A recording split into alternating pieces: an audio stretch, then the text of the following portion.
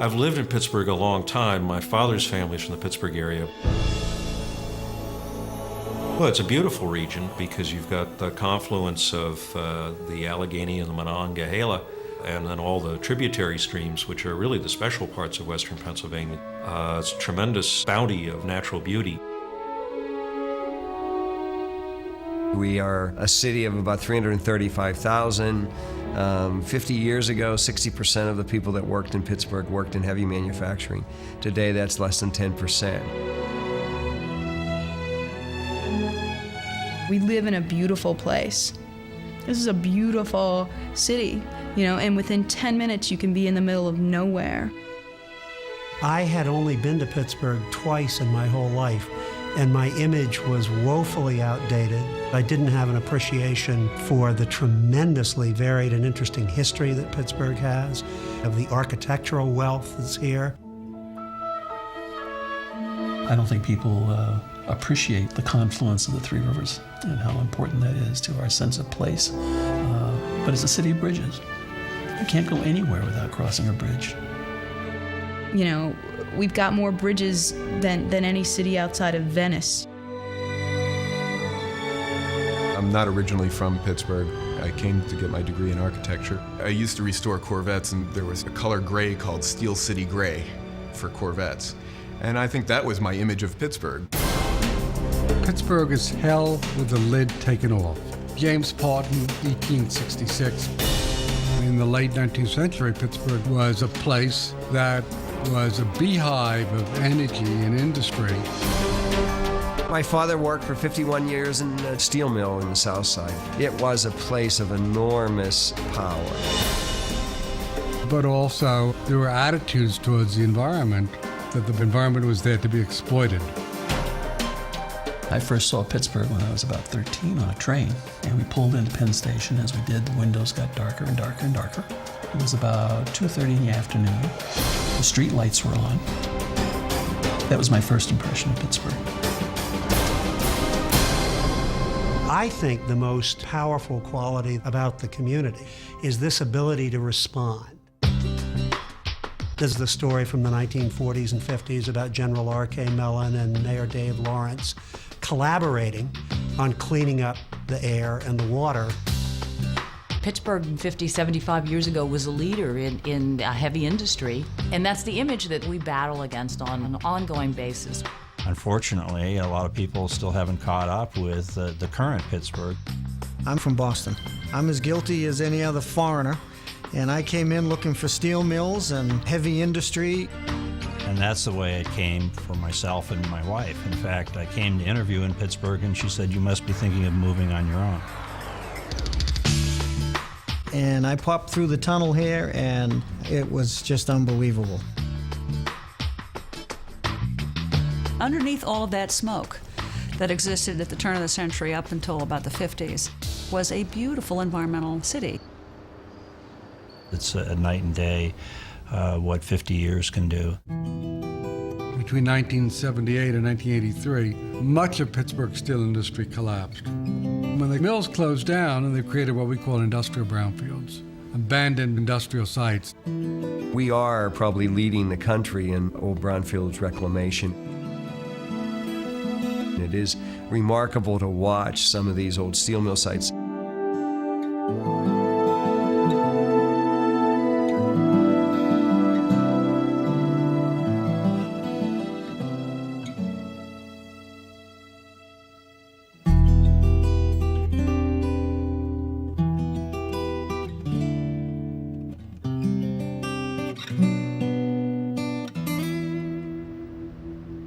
Our particular development will be about 1.5 million square feet, so it's a really unique opportunity for a great development. We haven't turned Pittsburgh into a big mall. There still are very real neighborhoods. Most of which are intact, with main streets that are still viable. That really is one of Pittsburgh's greatest assets, that we have very, very rich and interesting communities. Well, in a way, we're spoiled in Pittsburgh because we are blessed with a large number of foundations, really the legacy of Pittsburgh's industrial past. And I think it's a powerful asset for Pittsburgh that they've remained here and remained devoted to the welfare of the community. Pushing us to think bigger and more strategically. 4 versus 3. So there's a very strong history at the Heinz Endowments and with Teresa Heinz of believing in the power of design and art and architecture and culture to shape and improve a community. This is probably the center of some of the largest industries that manufacture building components and products. Glass industries and steel industries and aluminum industries, each of them tried to represent the innovation in their own manufacturing fields in the buildings themselves.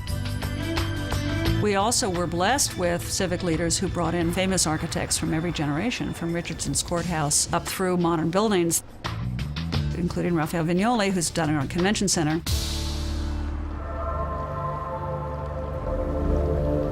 Pittsburgh provided practically the wealth that built America.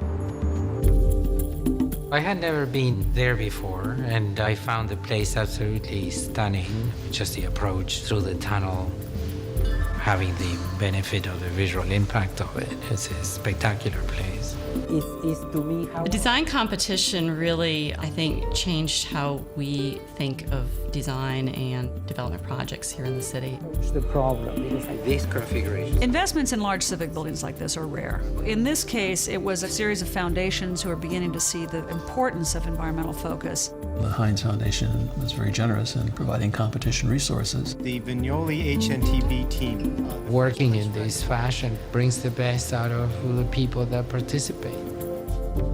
Convention centers for the last 50 years have been designed around a black box. This building breaks all of those molds. I was blown away by how integrated the Vignoli team was. The way in which the very form of the building had been generated by a collaboration between the structural engineer and the architect. I just had this sort of moment in which I saw the succession of the sister bridges.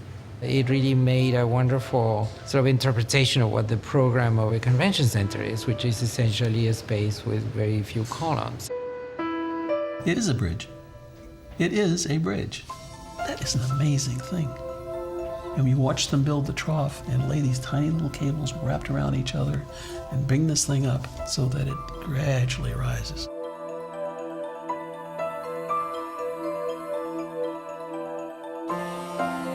It's unlike any building I've ever worked on, and most of the people that worked on it ever worked on it. The tradespeople are amazing, the skill that they have.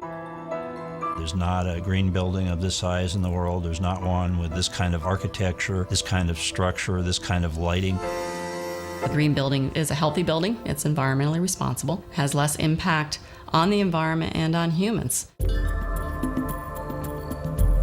It's convenient, it's close, it's walking distance. Pittsburgh's a walking city. It's not easy to see all the little hidden secrets that are in it. We're reducing potable water use in the building by at least 50%. It is the only major convention center in the country that has day-lit exhibit hall. We'll reduce our energy use by 35%. It will rely on natural ventilation instead of forced air conditioning as a year-round strategy. One interesting thing with the particular structure of the building is that we've actually reduced the amount of materials needed. It's a building that tries to take advantage of recycled materials where appropriate. The impact of the built environment, where we spend 80 to 90% of our time, is an issue we are just becoming aware of as a society.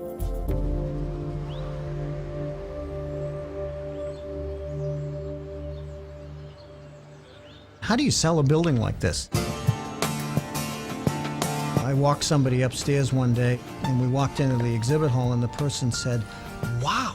I said, "That's how we sell this convention center." It's a great design architecturally, but the feedback we get is that the users just love the way it moves in and moves out and the way it works for them. The building is designed to have form follow function, and so I think it makes a spectacular statement to go along with the new Pittsburgh and the reality of the city. To come out of all those high-rises, pop into the building, and to have almost 6 acres of space without a column in it, and to think you're still in a very condensed urban area, it's a real change. Pittsburgh has a tremendous architectural history, and I think the convention center fits into that.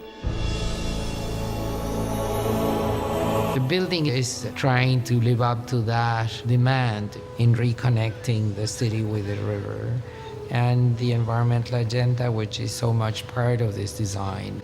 And the fact that the convention center makes use of its river location and is also a green building is immensely significant. We have the ability to claim the largest green building in the world, and there aren't too many places who can duplicate that. Not only is the world's largest green building in Pittsburgh, but Pittsburgh is now probably the #1 center of green building in the United States, which to me comes so naturally from Pittsburgh's ethic of renewal and renovation. The new convention center, without a doubt, is the icon of the new Pittsburgh. We're a new community. And it's not turning its back on the rivers. It's not turning its back on its heritage. This transformation in the last 50 years with the environment and economic development working hand in hand, I think says a lot for the city where it is now and where it's going in the future. It's a living, breathing illustration of significant environmental progress without being anti-development. Our relationship with the environment has changed, and I think this transformation is really important because it sends a message around the world. Pittsburgh has begun to thrive by channeling its energies in ways that maximize both the environment and the economy. It's happening, it's here, it's now. It's not about to happen. I believe it's happening.